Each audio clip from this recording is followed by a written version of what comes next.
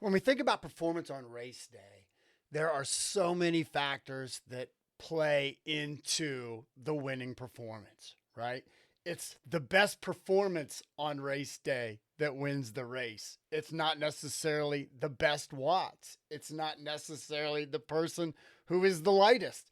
It is the person who has the best performance. And so when I'm working with athletes, talking to athletes, we're talking about all these elements of performance, which could be, technology, the type of bike that you're on, the type of tires, the type of tubes. It's like there's like 100 things that go into performance, including proper nutrition, proper sleep the night before. I mean, there's so many things that go into performance. And when I was on this recent trip to Colombia, I had a client there with me, and we were talking about various things. And one of the things when I ride with a client is I always want to know how they look on a bike, how are they breathing on a bike, how are their mannerisms on a bike when at threshold. Okay, so um, uh, a few weeks before I went to Colombia, I had an athlete here, and we went and did a 12.5 mile climb. And I was really watching her just to see how she was doing, to see how she was breathing, to see what she looked like. And I had no idea. By looking at her, she looked like she was doing an easy zone 2 ride. When I got home and looked at her data, she was doing zone 4 threshold for that 12.5 miles. And I had no idea. I couldn't see any labored breathing. I saw no labored movements. I saw no knee wobble. I saw nothing at all. Her zone 2 looks exactly like her zone 4. And this is what you want to do. So here's a great example. I'm in Colombia and I'm going up this 10.5 mile climb. And it was a great experience. There's traffic, there's beautiful views, there's everything that you can imagine.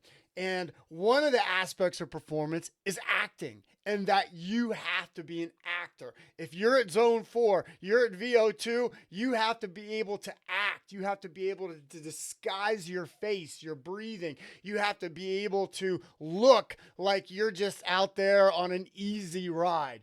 So I'm going up this climb, and this guy comes, there's no problem, with space on this road at all. And this guy comes right up next to me. And like, so I'm right here. I'm riding right on the white line, and he comes up on the right of me.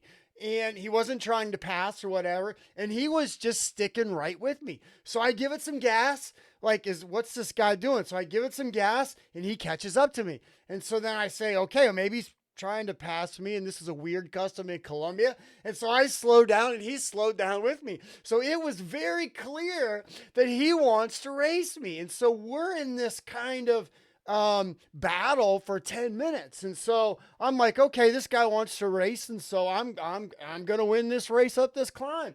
And one of the things was I knew my watts. I knew I was at zone 3. I had no labored breathing whatsoever. I'm breathing in my nose. I'm breathing out my mouth. I'm looking good. I'm looking calm. But here's the thing. This guy next to me, he is breathing. He is going crazy over there on the bike. He is just, you could tell that he was at threshold. So for me, this is great. I know that he's at threshold. We're about 5 miles into this climb.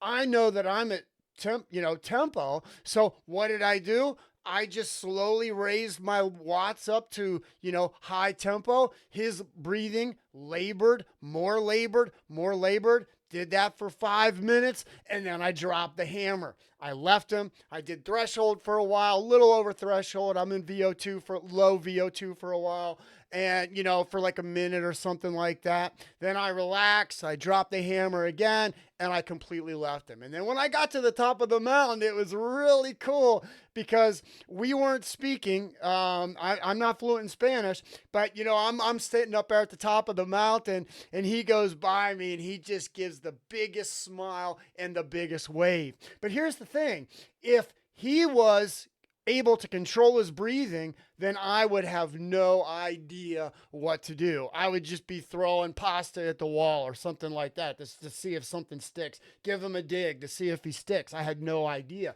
But because his breathing was labored, then I knew he was at threshold, and I knew that I was going to get him because he was right at me with threshold. I'm under threshold. Boom. I knew that I was going to get him. So we as athletes on race day have to be consummate actors. Never let them see you sweat. Never let them hear you breathe. Never let them see you wobble or show any distress whatsoever. So acting. We must be great actors. All right. Does that make sense, everybody? All right. Thanks.